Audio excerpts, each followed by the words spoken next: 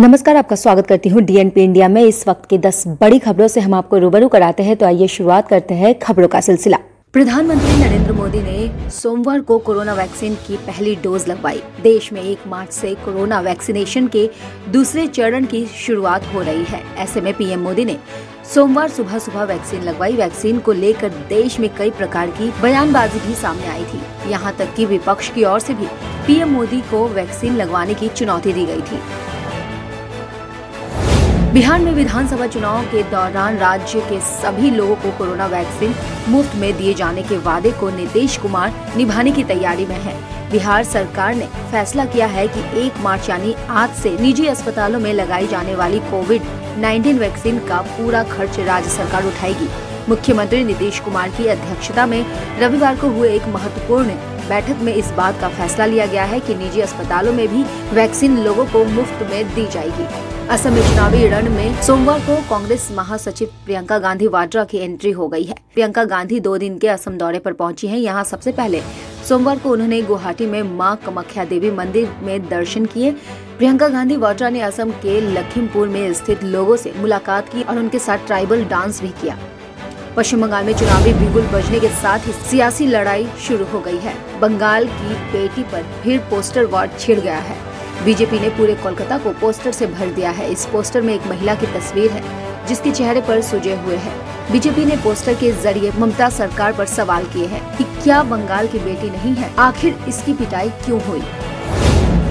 बंगाल में विधानसभा चुनाव के लिए राजनीतिक दलों की जोर आजमाइश जारी है। बीते दिन कोलकाता में कांग्रेस और लेफ्ट पार्टी की संयुक्त रैली हुई जिसमें भारी भीड़ जुड़ी है। इसी रैली में महागठबंधन का हिस्सा रहे अब्बास सिद्दीकी भी शामिल हुए, जिनको लेकर काफी विवाद हो रहा है। लेखिका तस्लीमा नसरीन ने भी अब्बासी सिद्दीकी पर कई बड़े सवाल खड़े किए हैं। तेल कंपनियों ने मार्च महीने के पहले दिन में ही महंगाई का झटका दिया है। तेल कंपनियों ने आज एलपीजी सिलेंडर के दाम फिर बढ़ा दिए हैं।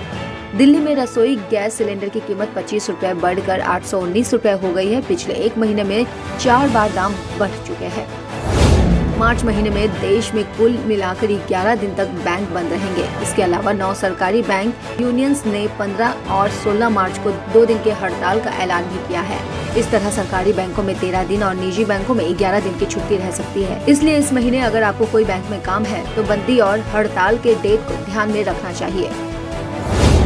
कंगना रनौत की मुश्किलें खत्म होने का नाम ही नहीं ले रही है। गीतकार जावेद अख्तर ने कुछ समय पहले कंगना के खिलाफ मानहानि का मुकदमा दायर किया था, जिसमें आज यानी 1 मार्च को एक्ट्रेस के नाम जमानत वारंट इशू किया गया है। कंगना पर आरोप है कि उन्होंने जावेद पर आधारहीन आरोप लगाकर उनका नाम खराब करने की कोशिश की थी। बॉलीवुड के महानायक अमिताभ बच्चन की तबीयत खराब होने की खबर सामने आने के बाद से ही उनके फैंस में चिंता का माहौल था। अमिताभ ने अपने ब्लॉग से जानकारी दी थी कि उनकी सर्जरी होने जा रही है। हालांकि उन्होंने इस बात को बहुत कम शब्दों में लिखा था, जिससे ज्यादा लोग बस कयास ही लगा पा रहे थे। उन्होंने लिखा, मेडिकल कंडीशन, सर्जरी, ज्यादा कुछ नहीं लिख सकता। अब एक ताज़ा ब्लॉग में अमिताभ बच्चन ने अपने फैंस का आभार व्यक्त किया है। इस ब्लॉग में अमिताभ बच्चन ने अपनी नई तस्वीर शेयर की है जिसमें उनके कान पर टेप जैसा कुछ लगा नजर आ रहा है। तस्वीर देखकर ऐसा लगाया जा रहा है उनकी सर्जरी सफलतापूर्ण हो गई है। हालांकि उन्होंने इस बारे में कुछ भी लिखा नहीं है। उन्होंने ब्लॉग में बस इतना ही लिखा है कि आपकी दुआओं और फिक्र के लिए मेरा प्यार और आभार। म्यांमार के यांगून में सुरक्षा बलों ने अंधाधुंध गोलियां चलाई और कई लोगों को गिरफ्तार कर लिया है। इस घटना में 18 लोग मारे गए हैं और 30 लोग घायल हुए हैं। संयुक्त राष्ट्र मानवाधिकार कार्यालय ने एक बयान में म्यांमार के कई शहरों का जिक्र करते हुए कहा है कि यांगून, दावई, मांडले, मियक, बागो और पोकोकू में भीड़ पर गोलीबारी किए जाने से 18 लोगों की मौत हुई है। कार्यालय प्रवक्ता रवीना श्यामदासनी के हवाले से कहा गया है कि हम म्यांमार के प्रदर्शनकारियों के खिलाफ बढ़ती हिंसा की कड़ी निंदा करते हैं और सेना से शांतिपूर्ण ढंग से प्रदर्शन कर रहे लोगों के खिलाफ बल का इस्तेमाल तुरंत बंद किए जाने का आह्वान करते हैं। प्रदर्शनकारी देश की नेता ऑंग सान सू की निर्वाचित सरकार को सत्ता सौंपने की मांग कर रही है।